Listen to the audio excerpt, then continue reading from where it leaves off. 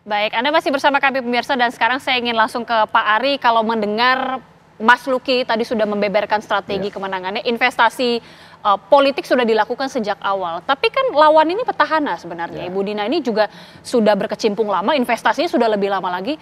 Faktor apa sih mungkin secara komunikasi politik yang bisa menentukan Mas Luki yang menang sebenarnya? Nah, yang pertama itu ketika pesohor terjun ke dunia politik, saya mencatat di pilkada kali ini ada 16 pesohor yang turun di pilkada. Hanya 5 yang menang. Gitu Hanya ya. 5? Hanya 5 yang menang. 11 diantaranya adalah, Vicky Su di Cilacap. Kemudian ada gladiator cinta, Vicky Prasetyo, kalah di Pemalang. Nah, ternyata tidak hanya popularitas semata, tapi akseptabilitas. Saya melihat akseptabilitasnya Mas Lukin cukup tinggi. Karena beliau pernah menjadi wakil bupati, misalkan anggota DPR. Kemudian. Tetapi ada juga yang menentukan adalah isi tas. Nah, isi tas ini berkaitan dengan logistik kampanye. Nah, selama ini banyak yang diam gitu ya. Berapa biaya kampanye yang digelontorkan untuk mempengaruhi pemilih. Memang pemilih pilkada kali ini begitu syarat dengan permainan bansos dan politik uang. Dan saya melihat gitu ya bahwa banyak para calon ini menggunakan money politik secara kasat mata, secara terlihat dengan pasar murah, dengan bansos. Oleh karena itu pesohor tidak menjadi jaminan ya. Tadi Prof.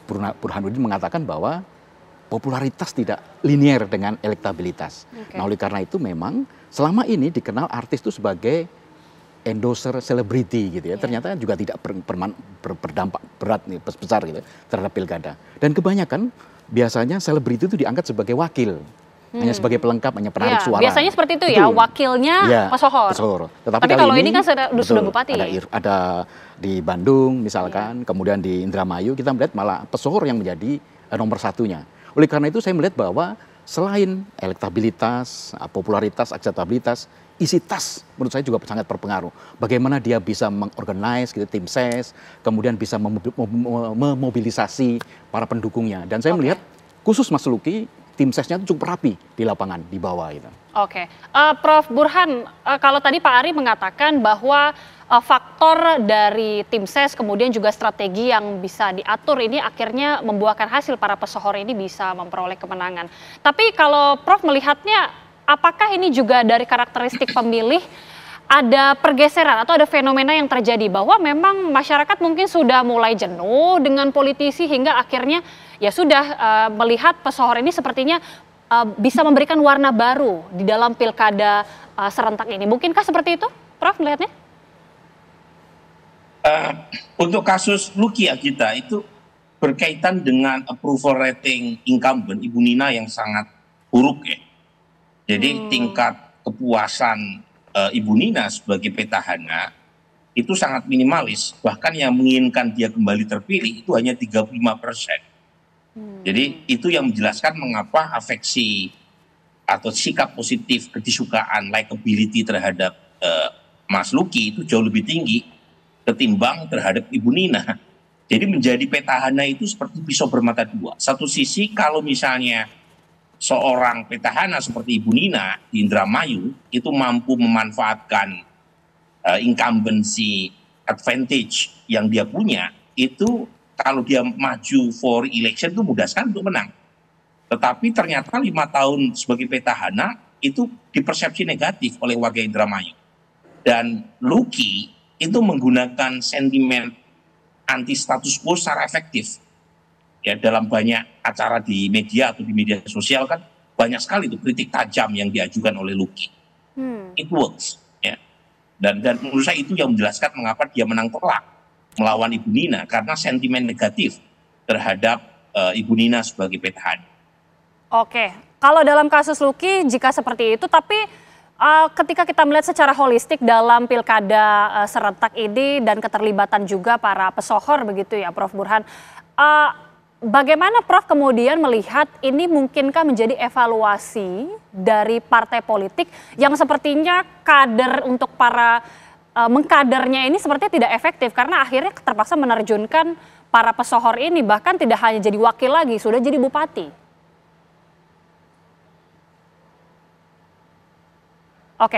Kita nanti akan bergabung lagi ke Prof. Burhanuddin, tapi sudah bergabung bersama kami pemirsa langsung calon Bupati Pemalang, Mas Vicky Prasetyo. Mas Vicky, selamat malam. Ya, Assalamualaikum warahmatullahi wabarakatuh. Selamat malam semuanya di studio. Waalaikumsalam, Mas Vicky. Sebelumnya turut prihatin juga atas hasil, meskipun masih quick count ya Mas, ya kita masih menunggu hasil dari KPU, tapi memang dari hasil hitung cepat atau quick count, posisi saat ini kurang diuntungkan, terpaksa menelan pil kekalahan. Mas Vicky, seperti apa sih kemudian evaluasi sejauh ini? Karena kita melihat kan Mas Vicky ini adalah salah satu pesohor, artis yang kemudian akhirnya terjun ke pilkada. Ya, kontestasi pilkada ini tidak bisa dirumuskan dengan metode apapun. Seperti pertarungan nasib yang takdir baik ataupun takdir kurang beruntung pasti akan menjadi suguhan takdir untuk kita pastinya yang akan mengikuti kontestasi. Tapi terlebih dari itu, kekalahan bukan berarti sebuah kita selesai memiliki hasrat untuk politik dan lain-lain lah. Tapi menjadi pembelajaran khususnya. Dan saya akan coba menerapkan bahwa politik dalam arti revolusi ya, menolak tentang ya politik uang atau money politik, ataupun politik-politik kejahatan yang terorganisir lainnya lah. Walaupun itu terkadang tidak semudah apa yang kita terjemahkan ya kepada beberapa masyarakat pragmatis pastinya, tapi seenggaknya ada 116.000 orang di Pemalang yang masih memiliki nurani tentang makna ketulusan dan arti perubahan sesungguhnya atau revolusi gitu. Nah, jadi hal-hal seperti itu jadi temuan untuk evaluasi saya khususnya dan tim agar lebih ke depannya atau apapun ya lebih menjadikan pembelajaran positif, Pak. Pasti. Oke, Mas Vicky, yang kita ketahui Mas Vicky Prasetyo ini kan merupakan calon Bupati Pemalang yang kemudian mendapatkan nomor urut atau maksudnya mendapatkan perolehan suara paling terakhir begitu ya, atau paling rendah.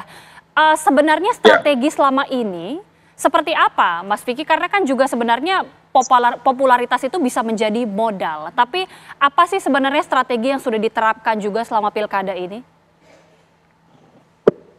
Di beberapa tempat, khususnya saya bicara di Jawa Tengah, popularitas itu memang menjadi investasi awal ya untuk salah satu orang gerbang awal kenal kepada kita. Kemudian saya sosialisasi ya ratusan titik sampai 500 titik lebih selama 2 bulan lebih saya turun ke rakyat mempelajari tentang permasalahan sosial, permasalahan infrastruktur dan lain-lain. Bahkan kampanye kita, kampanye yang tanpa pengkondisionalan anggaran yang mengakomodir massa, kita tuh dengan sendirinya masyarakat itu berdatangan gitu loh. Bahkan sampai tidak muat satu lapangan gitu. Nah, saya yakin ada gerakan-gerakan nurani yang akan mengalahkan ya konsep-konsep memenangkan yang lainnya gitu loh. Tapi memang pada prakteknya bahwa kehimpitan ekonomi itu juga nggak bisa kita lawan ya. Faktor-faktor pragmatis bahwa politik uang itu akan menjadi sebuah hal dominan untuk memenangkan dalam sebuah pertarungan. Tapi biar bagaimanapun saya tetap bertahan dengan prinsip saya bahwa memenangkan pertarungan harus dengan program dan tanpa ada hal-hal seperti itu gitu. Walaupun menerjemahkannya tadi saya bilang dengan kekuatan infanteri yang kita miliki ya ada 223 desa dan kelurahan di 14 kecamatan itu menjadi modal utama untuk kita bisa mengakomodir dan mensosialisasikan program-program kita. Namun pada prakteknya di saat ya kita bicara yang lain semuanya rata-rata, misalkan memainkan kemenangan dengan serangan fajar atau apapun, nah itu akan menjadi faktor penentu. Makanya semuanya ini akan menjadi pembelajaran lah buat siapapun yang mau ke politik ya. Ada beberapa tempat ya bahwa money politik itu menjadi faktor penentu gitu loh. Walaupun saya sendiri tidak akan merasa jera dengan program ya dengan program revolusi saya. Revolusi dimulai dari membangun diri lah. memenangkan pertarungan dengan kejujuran, memenangkan pertarungan dengan ya politik apa adanya, dengan program-program, walaupun itu sangat sulit untuk kita realisasikan, tapi kita sudah melakukan. Gitu, Mbak. Oke, Mas Vicky, nanti usai jeda saya akan tanya juga ke Pak Ari untuk mengevaluasi ya bagaimana kemudian Mas Vicky Prasetyo ini yang kemudian salah satu calon bupati yang gagal melenggang untuk maju di atau memenangkan pilkada. Termasuk juga masih kita akan minta tanggapan dari Mas Luki Hakim usai jeda pemirsa dan juga Prof Burhanuddin sesaat lagi. Tetaplah bersama kami.